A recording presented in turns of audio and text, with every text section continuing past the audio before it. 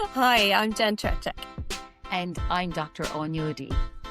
And welcome to Season 6 of the Irish Occupational Therapy Podcast. This season, we're focusing on occupational therapy in physical health. OTs play a crucial role supporting people to recover, adapt and return to the occupations that matter most. We'll be exploring real-world practice, innovation, challenges, and the evolving role of occupational therapy across physical health services in Ireland and beyond. So whether you're a clinician, a student, a user of services, or just passionate about occupational therapy, we're glad you're here. Let's get started. You're all very welcome to the Irish Occupational Therapy Podcast. Today we have the pleasure of interviewing Ciara Duffy from Enable Occupational Therapy Northern Ireland. Ciara, we'd love to start with asking you a little bit about your background, if you could share that with everybody, because you've significant experience in working with adults. So yeah, tell us a bit about you. Thank you both so much for having me today. So I qualified 15 years ago as an occupational therapist and have worked throughout different trusts in Northern Ireland. So I initially started in the Belfast Trust, and that's where I gained a lot of experience. So I done a rotational post which got me into all the hospitals and then posts in the community. So I gained a lot of knowledge and skills in different areas: spinal injury, fractures, rehab, elderly care. But a lot of what I did cover was neuro rehab, so a lot of inpatient neuro rehab within the Royal Hospital and Musgrave. And I spent a lot of time within RABU, which is the Regional Acquired Brain Injury Unit. So within, there were strokes and brain injuries, and I got that was my niche then, so that's what I really enjoyed doing. So I then went on to go to the Southern Trust and worked as a band 6 there, and then moved into a band 7 role, which was the lead OT of a community brain injury team.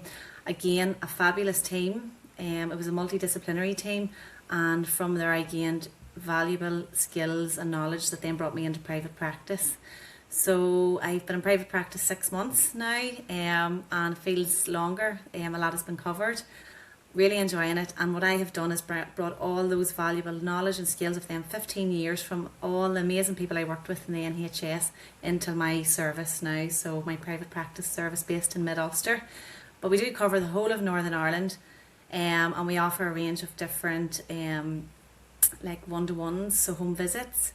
I have offered educational workshops, so a concussion workshop that has just recently started, but I plan to develop that out into different topics to give people that education around conditions. And I offer online consultation services as well for people that maybe would rather the comfort of their own home to kind of speak to an occupational therapist and get that advice around fatigue and sleep and memory strategies. So it's a service that covers a wide range of options, and it was set up in a way that I brought all different knowledge and skills into one umbrella that maybe you couldn't have done in one role in the NHS. So you've got loads of different interests, and did you find in the NHS that it kind of constrained the interests and didn't maybe allow you to work to the full breadth of what you could offer? Yeah, every team was brilliant in what they did, but it was all segmented. So for example, I was in a community brain injury team which gave a brilliant service, but then maybe there was a team of other OTs that done equipment. So for example, I couldn't have issued the equipment just in terms of budget and constraints and things like that, but in my service I can do that. So if I recommend a piece of equipment, the individual in my service has the option to purchase that piece of equipment, so it's more streamlined in terms of service quality. So that's one part that I've kind of added into the service. Ciara, you described a real wide breadth there, an umbrella of adult neuro rehab, stroke, brain injury, concussion. Can you tell us a bit more about even one of those topics? If you think of somebody who's had a stroke, what does occupational therapy look like for adults who've had a brain injury or a stroke? So from my experience, there's kind of two roles of an OT. So it's that inpatient rehab that I have worked in the Belfast Trust, but also then my recent role as a community brain injury team in the community. So starting off in the hospital, it is assessments, cognitive assessments and functional assessments, so more at the bedside, doing your transfers, maybe looking at kitchen skills and things like that. But a lot of it then would be more community based that I really enjoy, because you're in the person's own home, they're in their own environment. So in my lead OT role, then we would have looked at memory strategies depending on what the outcome is of the assessment. So looking at their sleep, looking at how they're managing within their own home, looking at their role as if they had a job, which I'm really interested in within Enable Occupational Therapy.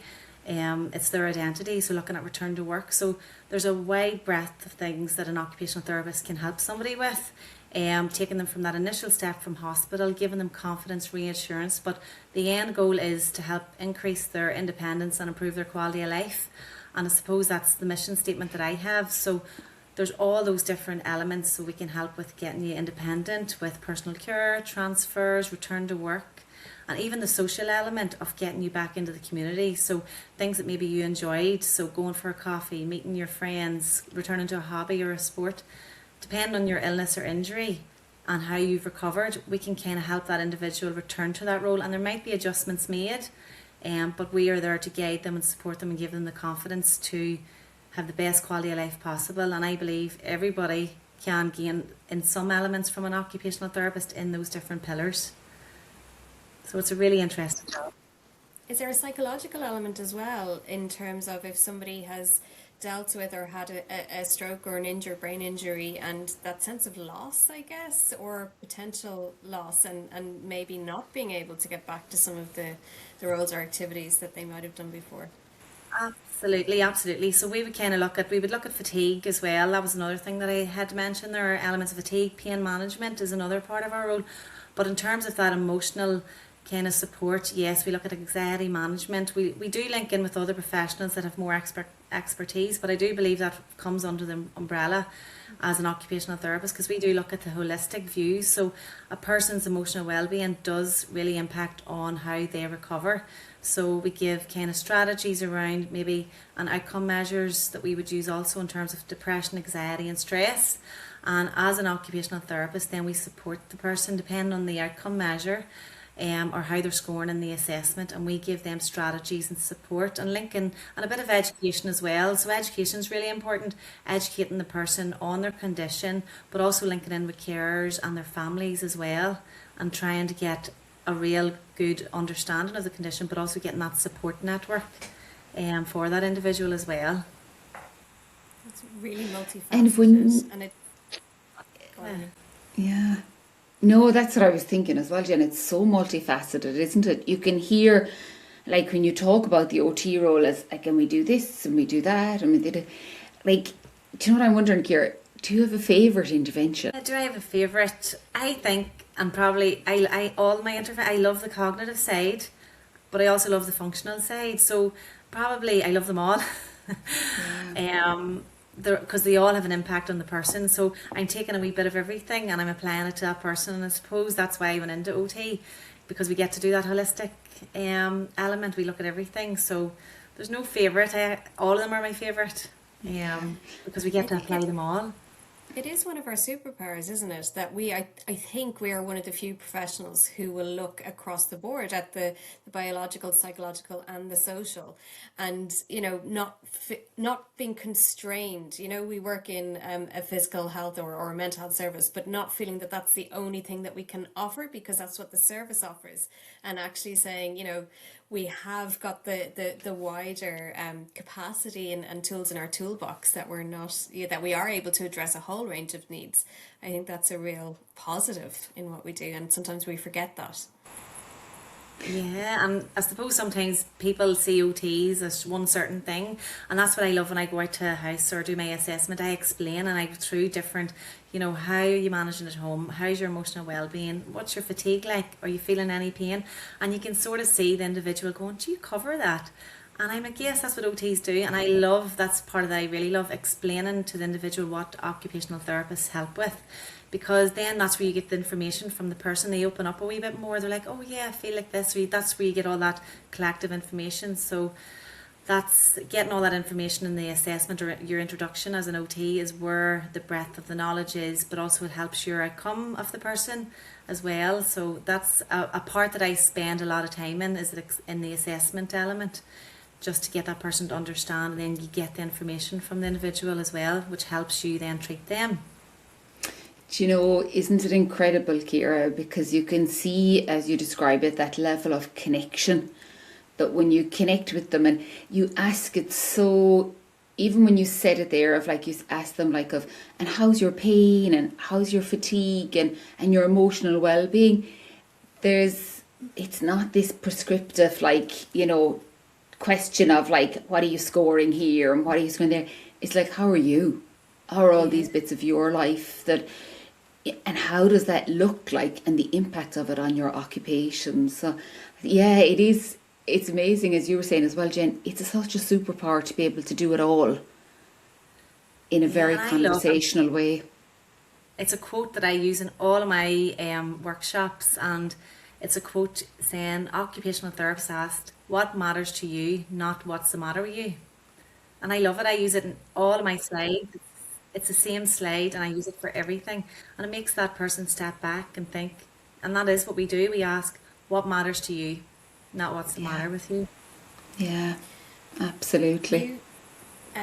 You've worked with some people across the board, and you kind of were mentioned. Is it okay to say you were mentioned recently on the Late Late Show? Would you mind telling us a little bit about that? Yes, absolutely. So it's widely known in social media that I had an influencer, Lisa McHugh, who's a country singer here, based in Northern Ireland, but her origins are in Scotland, who was diagnosed with functional neurological disorder, had returned home, but really was having difficulties. So I asked myself to provide occupational therapy, and Lisa's a mum. So she's a mum, she's a singer, and her goals, we focused on goals. When I had first met Lisa and what really mattered to her. So we set out goals, we done our assessment, and from there Lisa recorded her journey on social media, which a lot of people have seen. So one of the clips that a lot of people would mention to me is a video that Lisa showed, because one of her goals was to take her baby, as a mum, her daughter, up to bed every night. So at the time after her diagnosis and she returned home, she didn't have the strength or the coordination at that time to go up the stairs. So that was one of her goals. So she has a video of her going up the stairs initially, and that she wasn't able to carry her child. So we set a goal of being able to take her baby back upstairs and put her to bed, which is every mummy's goal that we take for granted. So we started off and we broke the goal down, and a term that we use as occupational therapist is activity analysis. So we broke it down, and the child, her wee girl, Hallie, weighed 5 kg. So we got a weight. We started off with 2.5 kg, and we just simulated that activity. So Lisa would then continually practice carrying the weight up and down the stairs. As she got stronger, her confidence gained, and gradually with practice and repetition and myself calling out and going through the activity, we reached the end goal of, and you will see it on Lisa's page and my page as well, of Lisa carrying her little girl Hallie upstairs to bed. So that really grew Lisa's confidence. She was able to see that how we broke, as occupational therapists, we broke the goals down into analysing the activity and how we were able to simulate that task, and she did reach her end goal. And from that, she's reached many goals as she shared her journey, and is continuing to work with myself and openly shares that on social media as well. So she has more goals in terms of returning to her singing. So yeah, she's doing really well, and I was glad to be part and grateful to be part of that journey. It's so lovely to have a client who's prepared to show their vulnerability, but show the process of working with somebody, and you can see those steps really clearly, and kind of see the benefit of talking to somebody with the occupational analysis and knowledge to work towards it. So it's really nice to see that, and really good for our profession that she connected with you, Ciara, and was willing to highlight the value of what we do. Absolutely. So Lisa would say herself she understands. So Lisa would say that she didn't understand what an occupational therapist was because she never needed one. And whenever she got to work with myself, and we discussed what OT was, and she's seen what our role was and the value of it, she really, really values OT, and hence why then she promoted it on the Late Late Show, and afterwards as well, just how valuable it was to her rehab journey. Yeah. Isn't it incredible? Because for a condition like FND or stroke or any brain injury, you can see the complexity of that task of it's not just stairs practice, it's the weight, it's the emotional piece of what if I drop my baby, or what if I get tired halfway up, and what if she wiggles, or any of those other environmental factors. Exactly. And how actually it needs to be context dependent. You can't practice that stairs on somebody else's stairs. Exactly, and it's all about her, Elisa, the person's environment. So it was even just having someone there that is trained. So Lisa would say that she felt very confident, or confidence grew, and other people that I worked with would say, I feel more confident now because you're guiding me, you're supporting me, you're coming every week, or things like that. So there you would see their confidence growing each week, which is brilliant, which really helps them achieve that goal in the end. So I think a lot of people would feedback saying, you've given me the confidence, or as OTs, you're giving us confidence because you're, first of all, we're achieving goals together. But I really do genuinely believe that goal setting is a valuable part of OT and a part of rehabilitation. And it's one of the things in the early stage of me meeting the individual that I set out. It gives them focus, and it gives me focus in terms of what we're aiming towards. And you see that time and time again backed up in the literature. Especially for like stroke rehab, any kind of head injuries, that piece of individualised goal setting that's tailored to the individual, and the dosage that actually is really titrated to what they need with regard to occupations, and not practicing other things, practicing the real meaningful tasks. Yeah, and the importance of grading that activity and grading those goals and being realistic as well. So we all as OTs talk about SMART goals, so they have to be SMART, so they have to be realistic, measurable, achievable, specific is a big thing I focus on. They have to be specific to that individual. But whenever I do goal setting, I let that individual, what do you want to achieve? Back to that code again, what matters to you? So I take a step back, sit beside them, and let them think their goals through, what really matters to them, what they want to achieve. And then I suppose our jobs as OTs is to help them achieve that, but also letting them know what is realistic, because as OTs we understand the condition, we understand in terms of their physical ability at that time or their cognitive ability. So what we're doing is we're grading it, and we're ensuring that it's achievable, and having them conversations around that as well. Do you ever find, Ciara, a conflict between a caregiver's, or I actually don't like the term caregiver, but a supporter's kind of needs or goals versus the client or the patient's needs or goals, and how do you kind of navigate that? Yeah, so I do see it a lot, and the way that I see it is that the caregiver is so protective of that individual. So whether it be a husband or a sister or a family member, I find that whenever we're doing occupational therapy, and when I'm encouraging and we're setting goals and we're starting to achieve them, that the caregiver is fearful of maybe a fall, but it's just giving the caregiver that reassurance, we're qualified, we're experienced, it's okay, we're being safe. So and the other thing is they do a lot. So the conversations that I would have with the carer is that the individual is able to do this and able to do certain things, and to let them take a step back and let that person do a wee bit more. What happens is when the carer is doing so much for the individual, then they're not really progressing. So there are kind of conversations I would see a lot, or have a lot and see within homes, but it's just how you approach that situation, it's how you word it, and then you will start to see the caregiver letting that individual do a wee bit more, because they're starting to see that they're able. So it's just a protective factor that carers have. They want to help their relative and do that for them, but it's getting them to understand the rehab journey as well, and that they will be safe. That as OTs we wouldn't, we do safe practice well, we wouldn't advise this if we didn't think it was safe. So it's all just, they want to protect their family member. And I guess that's where a lot of the emotional support and the psychological element of occupational therapy comes in as well, in terms of kind of recognising the fear and potentially the grief and loss that comes with having somebody in your life who has maybe lost some of their functioning through illness or disability.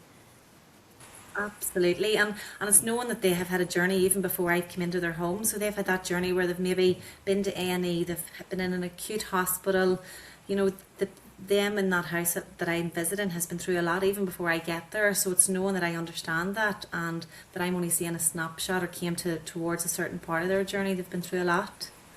Yeah. I think it was last year, Professor Anita Atwell spoke at the Occupational Therapy Conference, and she spoke a lot about this piece around risk. And, sometimes that maybe it's the service isn't providing the opportunity for the client to engage in, the cooking activity, to actually truly assess what's their ability, what's their level of support, and what's the risk. And that if we don't do that, then actually people will take more risks because they just want to be able to do it. And when you were talking there about, people's support network, you can hear that fear, that emotional piece, and the risk of slowing rehab down by doing a bit too much, or B, that if we don't give the opportunity, we're kind of becoming very averse of letting the person try it and get back in. So it's lovely hearing you describe that, because it's really shifting this conversation away from risk assessments to support. You're there with them to give them the confidence, but the confidence is breaking it down and taking the risk out of it. If they're feeling emotionally wobbly or physically wobbly. And there's also the risk of not doing something. Sorry. Yeah, there is. So I suppose whenever I worked in the brain injury team as a lead OT, and it was kind of holistic, multidisciplinary approach, and it did come from our lead. She was Dr. Bernadette Salisbury, who was a psychologist in the team, and she talked about positive risk taking, and I abided by it. I'm a real advocate for positive risk taking, but obviously having that experience and the knowledge and the skills as an OT, positive risk taking has its advantages, but you have to have the clinical knowledge and the skills and experience to kind of offer that positive risk taking. Because as you say, there is some people that would, when you're recommending you're not ready for the stairs, that they might go for it. So it's making sure that you're giving your recommendations, that you're able to do a certain part of your activities of daily living or occupations, but you would recommend that at this time in your journey that maybe there isn't an element of being able to do something. So it's a bit of both. It's given that positive risk taken, but I do believe experience comes with that. But on our team in the NHS, and I take it into my practice as well, about a positive risk taken, but everybody's unique and different, and it's a case on case basis that you would kind of have that discussion. Yeah. And it's absolutely different thresholds for risk, and I guess when you're talking to caregivers and supporters, sometimes it's kind of highlighting the risk of not doing something is there as well. There's a big risk of atrophy or of somebody not being able to kind of move forward, which we need to factor in as well. Yeah, exactly. And will you tell us a bit about Ciara as well? You spoke as well that, you're doing work with concussion, which is a really evolving area, I think, when we think about sport and think about people's health and well-being in general. For anybody that maybe doesn't know a lot about concussion, what's the OT role in that area of practice?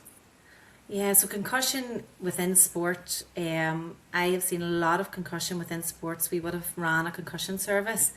But I believe that strategies is a real big part of concussion education. So the OT role around that is education. So education around symptoms of concussion, how to manage your symptoms, looking at your sleep, fatigue, but also recognising the signs. So some people maybe haven't realised that they've had a concussion. So educating people that to get a concussion, it doesn't have to be a direct blow to the head. It can be a direct blow to the body, which causes your concussion. So my concussion workshops that I offer online, and I do plan to do a few face-to-face, and I do them within football clubs and rugby clubs, and there has been a hockey club as well. So all sports would benefit from concussion education, and it's just that early intervention and awareness around how you can sustain a concussion and the importance of early intervention and the strategy. So the OT role is all about education, looking at fatigue, their sleep, and giving them that evidence-based practice around sleep hygiene,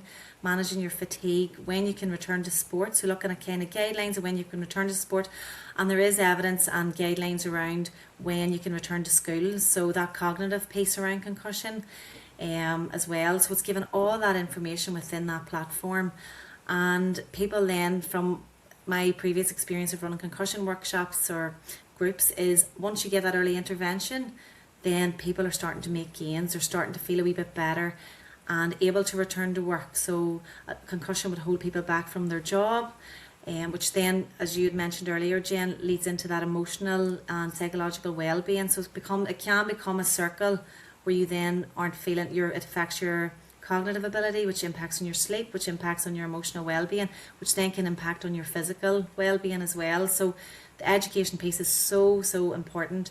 And I did see even in my past work that people that got that early intervention were returning to work sooner and returning to school when they got that education early. And it's all about referrals and recognising. So it's linking in with GPs to know that my service is available, and linking in with maybe the hospitals in the local area and within Northern Ireland, that there is a concussion service here, and getting early intervention is key, and that you do recover. The evidence shows that if you get that early intervention, that within 3 to 6 months you can be resolved with your symptoms if you get the right piece of information. Have you found that the impact of concussion is kind of under recognised, or that the awareness of the potential severity of it is maybe not as high as you'd hope? Because symptoms can come over a period of time. Sometimes they don't come onset straight away, and they can develop over time.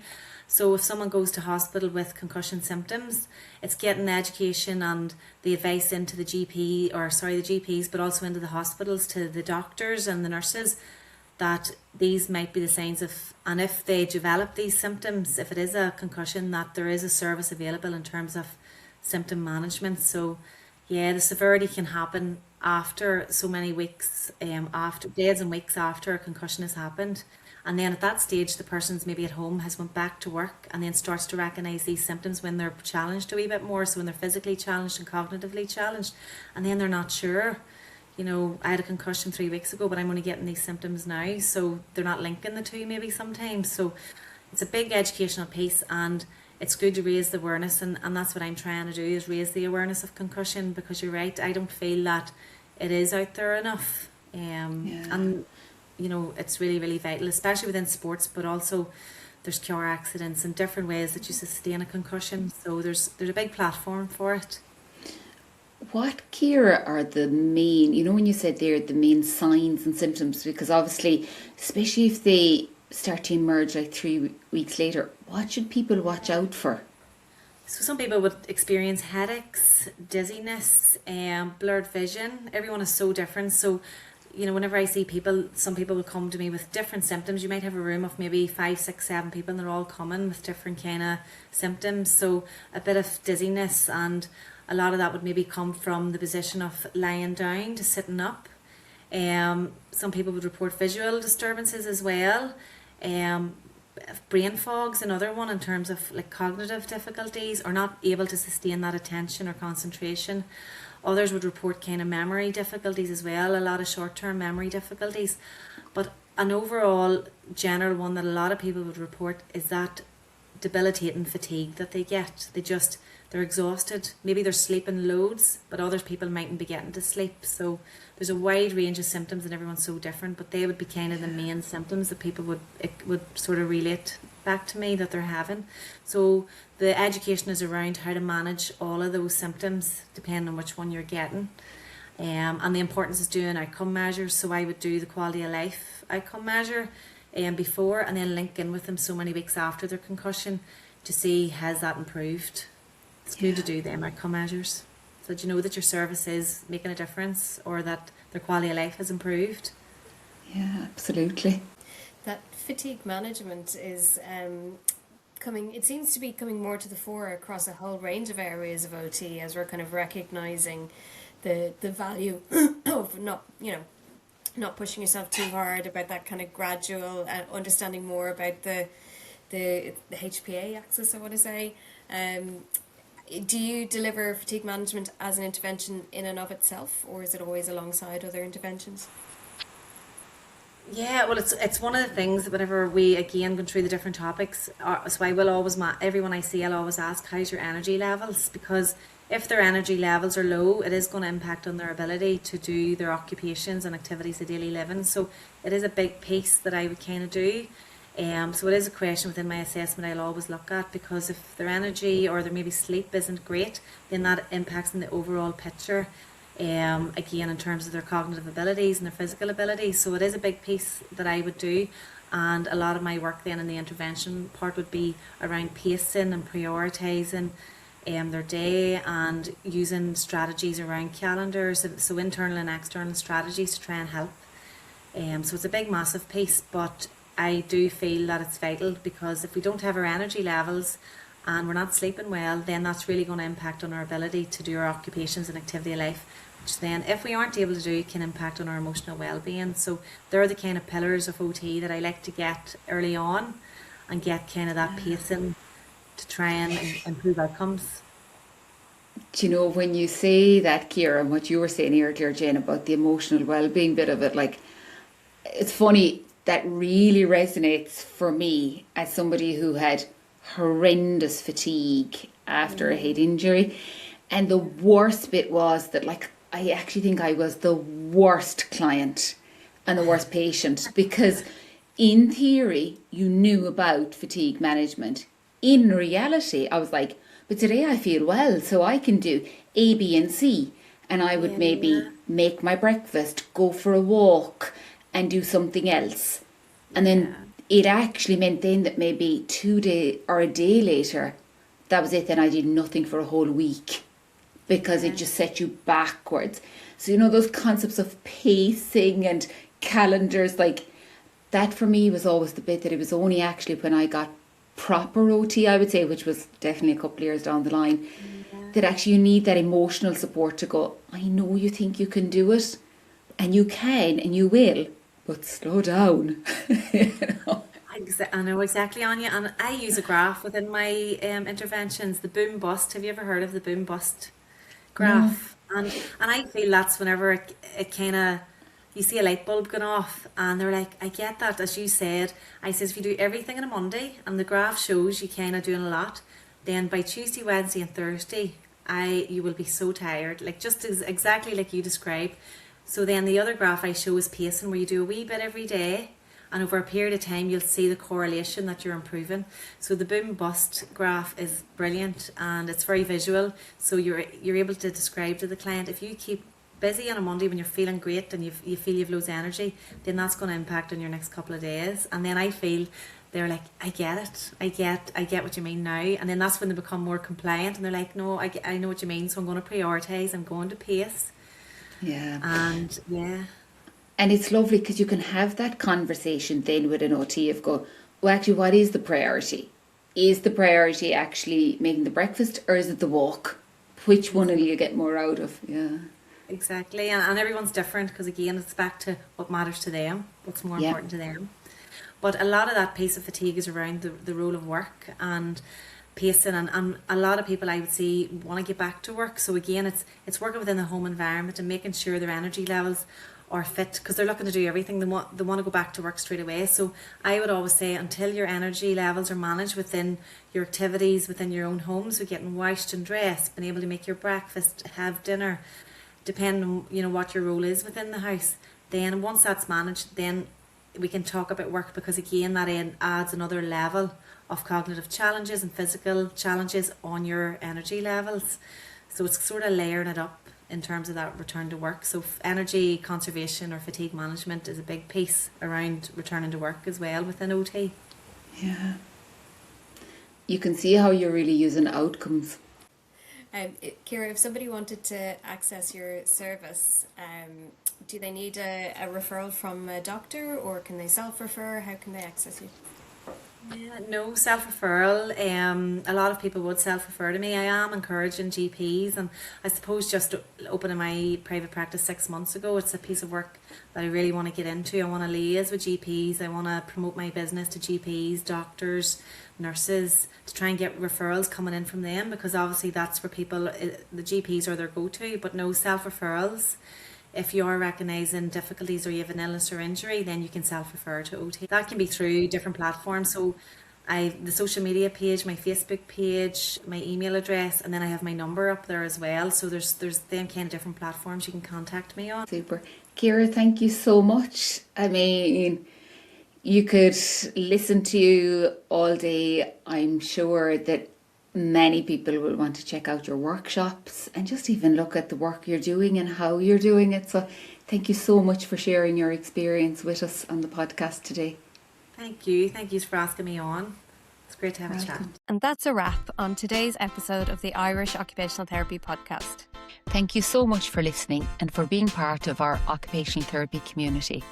If you enjoyed this episode, be sure to rate, review, subscribe and share it with a colleague and join the conversation. We'd really appreciate it. We'll be back soon with more insights into occupational therapy in physical health. So until next time, take care.